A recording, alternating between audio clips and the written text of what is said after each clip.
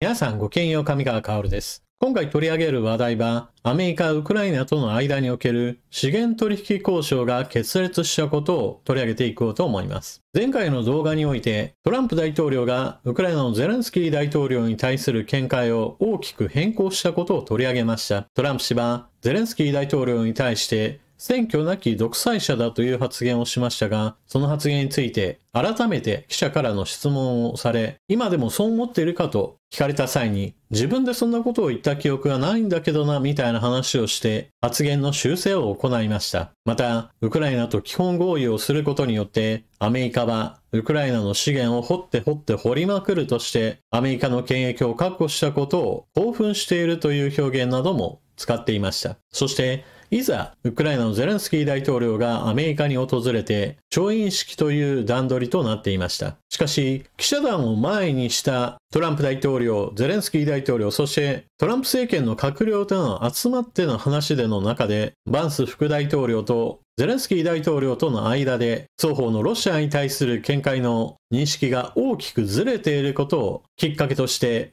激しい口論へと発展。トランプ大統領はゼレンスキー大統領に対してホワイトハウスでの話し合いにおいてアメリカ側の認識に対して異を唱えることは非常に失礼であるとしてウクライナはアメリカに対する感謝の念が足りないそういった批判も加えてゼレンスキー大統領との交渉が決裂に終わりました。資源取引交渉についての調印式は中止。予定されていた共同記者会見などについても中止。ウクライナとアメリカとの間における関係悪化を象徴づけるような歴史的な会談となりました。今回の動画では、交渉決裂に至る経緯とその後の影響などについても解説していきましょう。ゼレンスキー大統領、トランプ大統領との間における激しい口論といったものが注目されてしまったわけですが、少なくともその前の段階においては、ゼレンスキー大統領はアメリカの上院議員らとの会合を持ち、これは非常に友好的なムードで話し合いが行われました。決してアメリカ側が明確にウクライナに対して批判的な立場で出迎えたわけではありません。しかし、記者団らを前にした話し合いにおいては事情が変わってきます。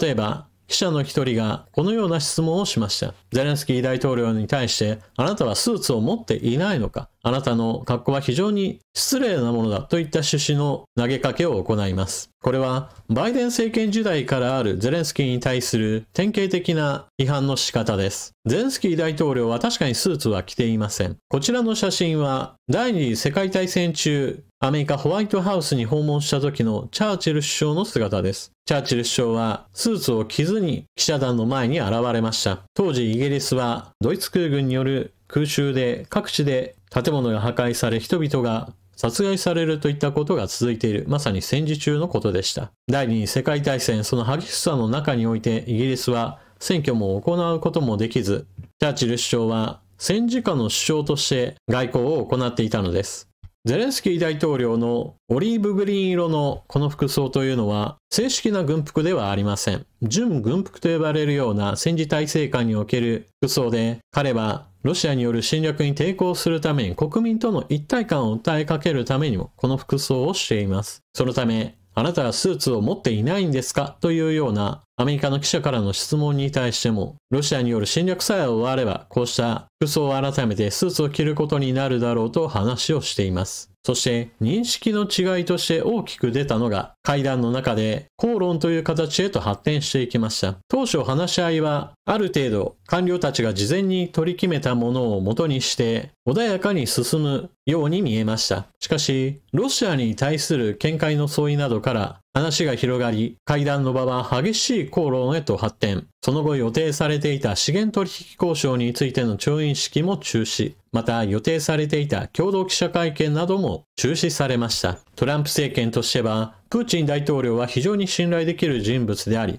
話し合いで決まれば、ウクライナに対する攻撃などはしないだろうと考えており、アメリカがウクライナ国内に権益を持てば、それが十分ロシアに対する抑止力になるし、また安全保障についてはヨーロッパが面倒を見てくれるだろうとの見解を示していました。しかし、ゼレンスキー大統領はそうした口約束や実態のない安全保障に関しては抑止力にならないだろうとして明確にトランプ大統領に安全保障に関わるようにと求めていました。そもそも論としてブダペスト合意により、ウクライナの領土については、アメリカ、ロシア、イギリス、まさに大国がその安全性について保証するものであるというような合意がなされ、それをもとにしてウクライナは核兵器を放棄しました。ところが、ロシアによる2014年クリミア半島への侵略から始まり、ウクライナ側は大統領が変わっても継続的にロシア側との交渉を行い、侵略戦争をやめるようにと求め続けてきました。しかし、それでもなお侵略が止まらず、2022年の本格的な侵攻へと至ったわけです。ですから、停戦を決まった。だからそれで平和というわけではないというのが、ウクライナ側の実感というわけです。その点において、トランプ大統領の話し合いで決まれば、もうロシアは侵略戦争をしてこないだろうという予測事態について、基本的な認識の大きな隔たりがあるわけです。交渉が決裂に終わり、ウクライナにとって事態は悪化しました。ただ、ヨーロッパ各国の首脳からは、ウクライナに対する連帯の声明が続々と出されています。ドイツの次期首相、メルス氏は、親愛なるゼレンスキー、私たちは良い時も困難な時もウクライナと共にあります。この恐ろしい戦争において、私たちは決して侵略者と被害者を混同してはなりません。フランスのマクロン大統領、侵略者がいるロシアだ、被害者がいるウクライナだ。3年前私たちがウクライナを支援し、ロシアに制裁を科したのは正しい判断だった。そしてそれを継続してきた。私たちとはアメリカ人、ヨーロッパ人、カナダ人、日本人、その他多くの人々を指します。これまで支援してくださった方、そしてこれからも支援してくださるすべての方々に感謝します。そして最初からずっと戦ってきた方々に敬意を表します。なぜなら、彼らは自分たちの尊厳、自分たちの独立、自分たちの子供たち、そしてヨーロッパの安全のために戦っているからです。カナダ・トルドー首相、ロシアは違法かつ不当にウクライナを侵略した。ウクライナ国民は3年間、勇気と粘り強さを持って戦ってきました。民主主義、自由、そして主権を求める彼らの戦いは、私たち全員にとって重要な戦いです。カナダは、公正かつ永続的な平和の実現に向けて、引き続きウクライナ及びウクライナ国民と共に歩んでまいります。EU 欧州委員会のフォンデアライン委員長、あなたの尊厳は、ウクライナ国民の勇気を称えるものです。強く、勇敢に、恐れずに。ゼレンスキー大統領、あなたは決して一人ではありません。私たちは公正かつ持続可能な平和のため、引き続き皆様と協力していきます。チェコ・パベル大統領、我々はこれまで以上にウクライナを支持します。ヨーロッパが努力を強化する時が来ました。ゼレンスキー大統領はホワイトハウスを後にしたわけですが、トランプ大統領からアメリカに対する感謝が足りないと何度となく言葉を投げかけられたため、その返しとしてアメリカへの感謝を改めて表明しました。アメリカに感謝します。支援に感謝します。今回の訪問に感謝します。議会、そしてアメリカ国民に感謝します。ウクライナには公正かつ永続的な平和が必要であり、私たちはまさにそのために取り組んでいます。なお、トランプ大統領は、こうしたゼレンスキー大統領の言葉に対しては、ウクライナにはまだ和平に対する準備が足りないとして、準備が整ったら、また交渉の席に戻ればよいと、話が宙に浮いたといったことを宣言しています。まず最初に、この交渉決裂についての評価を話しておきましょう。ウクライナにとってこの交渉決裂は最悪のものだと言えます。資源交渉それ自体については、当初案のバイデン政権の行った支援の見返りとして、アメリカがウクライナ国内に権益を持ち、その利益を全てアメリカに持ち帰るといった案からは、大幅に条件が改善され、資源開発したその利益の 50% についてはウクライナに戻すというものとなりました。しかし、決して変わらない条件だったのが、アメリカはウクライナに対して今後の未来に関しての安全保障は関わる気がないという部分についてです。ゼレンスキー大統領としては、資源取引交渉が終わった後も、引き続きアメリカにはウクライナ支援を続けてほしいという要望があったわけですが、残念ながら最終的な調整段階においても、明確な軍事支援の約束を取り付けることはできませんでした。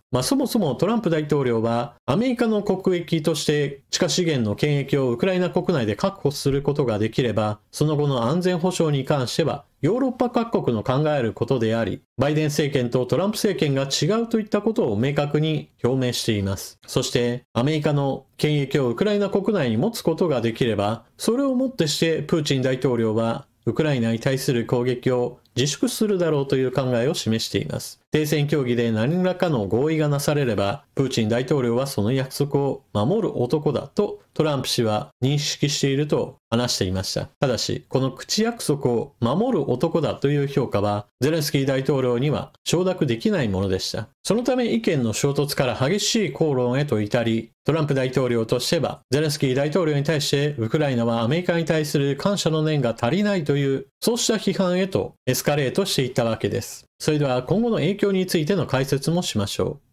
トランプ大統領は今回の交渉決裂をもって、バイデン政権の取り決めていた軍事支援についても止める可能性があることを示唆しています。それは兵器や弾薬類の発注したものが生産され、ウクライナへと引き渡しされる。この流れについても大統領令を使って止める可能性があることを示し、また見えない形での支援、例えば情報支援などについても関係を終了させる可能性についても言及し始めました。トランプ政権になってからの軍事支援については一切行っていないわけですが、それでもバイデン政権の取り決めたものについては続けられていたので、これを差し止めるとなれば当然ウクライナにとっては打撃となります。また、ヨーロッパ各国の首脳がウクライナに対する連帯の声を上げましたが、ここで非常に大きな問題なのが、国際政治上においては連帯を示すことには意味はありますが、しかし、戦場において必要なのは声ではありません。軍事力による支援です。これは非常に厳しい現実です。というのも、そもそも論として、ウクライナとロシアとの間における力関係としては、ウクライナ1に対してロシア10という国力比については、それは厳然たる事実として存在し、それを埋め合わせてきたのが軍事支援だからです。ヨーロッパ各国が支援の声を上げるのは非常に重要ではあるものの、同時にアメリカが行わないとしている軍事支援の肩代わりをしっかりとできるかどうかは、未だ不透明で各国における資金の積み上げはまだ実現できていません。そして、当然のようにこのような欧米各国とウクライナとの協力体制の問題はロシアにとっては非常に都合の良い状況を生み出します。プーチン大統領にしてみれば停戦協議はあくまでもウクライナに対する圧力をかけるカードの一つにしか過ぎないものとなるでしょう。何しろアメリカからの軍事支援が明確に途絶えるといったことがすぐさま起こるようなことになれば、一番最初にも述べたような国力比といったものがそのまま如実に戦場に反映されるようになり、戦場における優位性といったものが際立って大きく出るような事態へと発展することが期待できるからです。この後ヨーロッパがウクライナに対する連帯を示し、実際に予算をつけて軍事支援を大幅に増強するとしても、そこまでには非常に長い年月がかかります。議会における政治的な合意が取れなければ大きな予算を獲得することはできないのが民主主義体制です。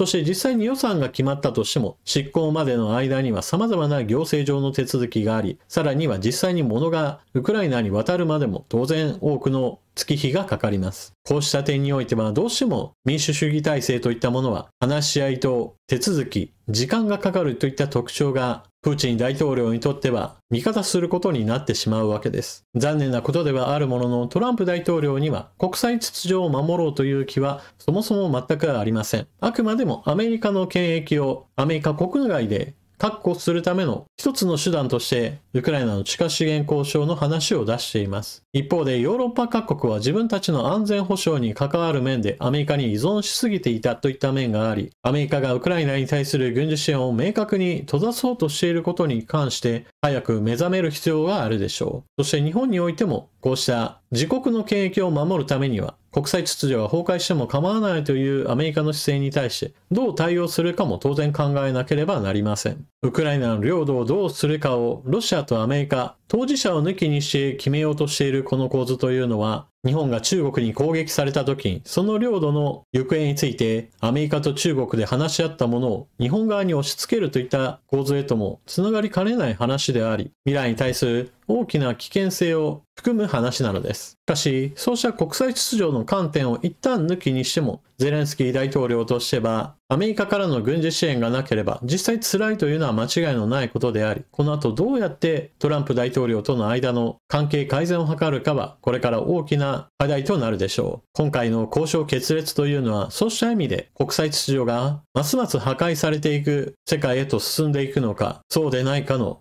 分かれ目の一つとして歴史に残る可能性があります。というわけで今回の動画はここまで。最後までご視聴いただきありがとうございました。情報の整理整頓に役立ったなと思われる方はぜひとも動画への評価ボタンのクリックやコメントの書き込み、そしてスーパーチャットのご利用などもご検討ください。それでは次の動画でまたお目にかかりましょう。またね。